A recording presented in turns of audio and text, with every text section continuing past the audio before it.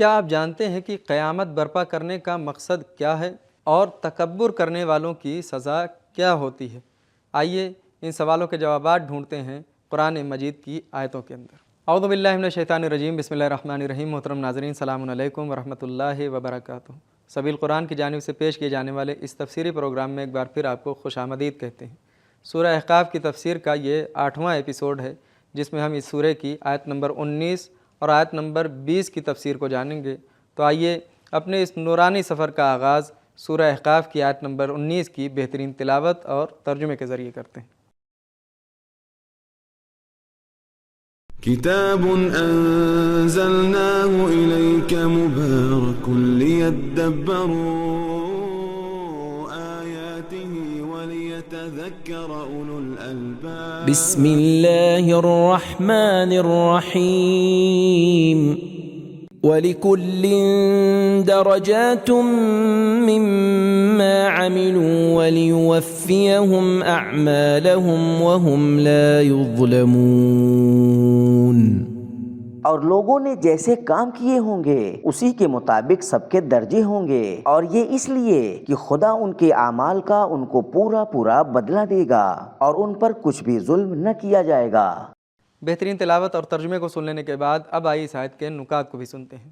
کتاب انزلناه الیک مبارک لیدبروا آیاته ولیتذکر نکات لیوفیہم وفی سے بنا ہے، جس کا معنی ہے مکمل دریافت کرنا، یعنی قیامت میں لوگوں کو سزا اور جزا مکمل دی جائے گی۔ دنیا میں مکمل اور پوری پوری سزا یا جزا دینا ممکن نہیں ہے، کیونکہ یہ دنیا بہت محدود اور چھوٹی ہے، اور دنیا میں جزا کے آثار دوسرے لوگوں تک بھی پہنچیں گے، جس سے ان لوگوں کو اذیت اور پریشانی ہوگی۔ ان نبیوں کے لیے کیا جزا ہو سکتی ہے جنہوں نے لاکھوں انسانوں کو جہالت، شرک، تفرقہ، فساد اور طرح طرح کی گمراہیوں سے نجات دلائی ہے۔ دنیا کی بہترین کھانے اور پہننے والی چیزیں اور دوسری سہولیات کی چیزیں بھی بہت ناچیز ہیں، کیونکہ یہ سب تو طاغوتوں اور سرکشوں کے پاس بھی ہیں۔ اسی طرح ایسے ظالموں اور جلادوں کے لیے کیا سزا ہو سکتی ہے جنہوں نے ہزاروں لوگوں کو قتل یا زخمی کیا ہو؟ زیادہ سے زیادہ انہیں پھانسی دی جا سکتی ہے، جو کہ بہت معمولی سزا ہے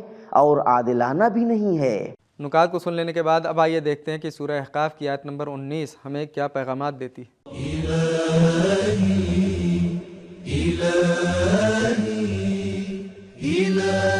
پیغام نمبر 1، سعادت اور بدبختی کے درجات اور مرتبے ہیں جن تک انسان خود اپنے اعمال کے ذریعے پہنچتا ہے۔ نمبر 2، قیامت میں درجے اور رتبے کو معین کرنے کا معیار عمل ہے۔ نمبر 3، قیامت برپا کرنے کا ایک مقصد لوگوں کے اعمال کا محاسبہ کیا جائے۔ نمبر 4، قیامت مومنوں کے لیے جزا اور گنہگاروں کے لیے سزا ہے۔ نمبر 5، وقت کے گزرنے سے انسان کے اعمال نابود نہیں ہوتے اور قیامت میں مکمل طور پر مجسم ہوں گے۔ لیوفیہم اعمالہم، اور بغیر کسی کمی کے جزا دی جائے گی۔ سورہ احقاف کی آیت نمبر 19 کی بہترین تفسیر جان لینے کے بعد اب آئیے اپنے اس نورانی سفر کو آگے بڑھاتے ہیں اور سورہ احقاف کی آیت نمبر 20 کی تفسیر کو جاننے کے لیے سب سے پہلے اس کی تلاوت اور ترجمے کو غور سے سنتے ہیں۔ کتاب انزلناه الیک مبارک لیدبروا آیاته ولیتذکر اولو الالباب۔ بسم اللہ الرحمن الرحیم۔ وَيَوْمَ يُعْرَضُ الَّذِينَ كَفَرُوا عَلَى النَّارِ أَذْهَبْتُمْ طَيِّبَاتِكُمْ فِي حَيَاتِكُمُ الدُّنْيَا وَاسْتَمْتَعْتُمْ بِهَا فَالْيَوْمَ تُجْزَوْنَ عَذَابَ الْهُونِ بِمَا كُنْتُمْ تَسْتَكْبِرُونَ فِي الْأَرْضِ فَالْيَوْمَ تُجْزَوْنَ عَذَابَ الْهُونِ بِمَا كُنْتُمْ تَسْتَكْبِرُونَ فِي الْأَرْضِ بِغَيْرِ الْحَقِّ وَبِمَا كُنْتُمْ تَفْسُقُونَ۔ اور جس دن کفار جہنم کے سامنے لائے جائیں گے تو ان سے کہا جائے گا کہ تم تو اپنی دنیا کی زندگی میں اپنے مزے اڑا چکے اور اس میں خوب چین کر چکے، تو آج تم پر ذلت کا عذاب کیا جائے گا، اس لیے کہ تم زمین میں ناحق اکڑا کرتے تھے اور اس لیے کہ تم بدکاریاں کرتے تھے۔ تلاوت اور ترجمے کو سن لینے کے بعد اب آئیے دیکھتے ہیں کہ سورہ احقاف کی آیت نمبر 20 میں کیا نکات پائے جاتے ہیں۔ كتاب أنزلناه إليك مبارك ليدبروا آياته وليتذكر نکات، نعمتوں کے ہاتھ سے چلے جانے اور اس پر افسوس کرنے کی شروعات موت کے وقت سے ہی ہو جائے گی۔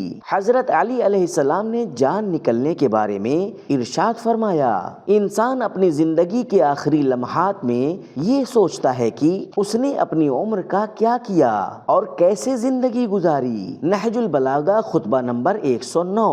قرآن مجید کی بعض آیتیں اسی حالت کو بیان کرتی ہیں جن میں ارشاد ہوتا ہے، انسان موت کے وقت کہے گا ما اغنى عنی مالیہ ہلک عنی سلطانیہ۔ سورہ حاقہ آیت نمبر 28-29۔ میرا مال میرے کچھ کام نہ آیا، مجھ سے میری حکومت بھی جاتی رہی۔ موجودہ آیت میں بھی انسان سے کہا جا رہا ہے، تم نے نیکیوں کو گنوا دیا اور کچھ ذخیرہ نہ کیا۔ قیامت میں کبھی گنہگاروں کو جہنم کے سامنے پیش کیا جائے گا، یعرض الذین کفروا علی النار، اور کبھی جہنم کو گنہگاروں پر پیش کیا جائے گا، وعرضنا جہنم یومئذ للکافرین۔ سورہ کہف آیت نمبر 100۔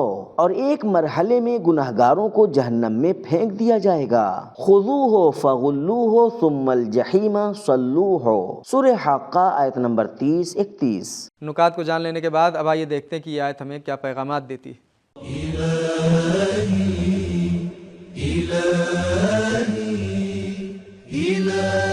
پیغام نمبر 1، قیامت میں مجرموں کے لیے طرح طرح کے جسمانی اور روحانی عذاب ہوں گے۔ یعرض الذین کفروا علی النار اذھبتم، گناہگاروں کو توہین اور سرزنش کے ساتھ عذاب دیا جائے گا۔ نمبر 2، نعمتوں اور پاک چیزوں سے استفادہ کرنا انسان کے لیے حلال ہے۔ احل لکم الطیبات، سورہ مائدہ آیت نمبر 4، لیکن ان چیزوں کو ہوس کی راہ میں خرچ کرنا گھاٹا ہے۔ نمبر 3، دنیا میں تکبر کی سزا قیامت میں ذلیل ہونا ہے۔ نمبر 4، تکبر کرنا فسق اور حق کے راستے سے خارج ہو جانے کا مقدمہ ہے۔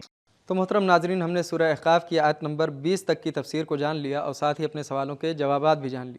تو ہمارے پہلے سوال کا جواب یہ تھا کہ قیامت برپا کرنے کا ایک مقصد یہ ہے کہ قیامت میں لوگوں کے اعمال کا حساب و کتاب کیا جائے، اور ہمارے دوسرے سوال کا جواب یہ تھا کہ دنیا میں تکبر کی سزا آخرت میں ذلیل ہونا ہے۔ تو یہ تھا ہمارا آج کا ایپیسوڈ۔ ملتے ہیں اگلے ایپیسوڈ میں، تب تک کے لیے شکریہ، خدا حافظ۔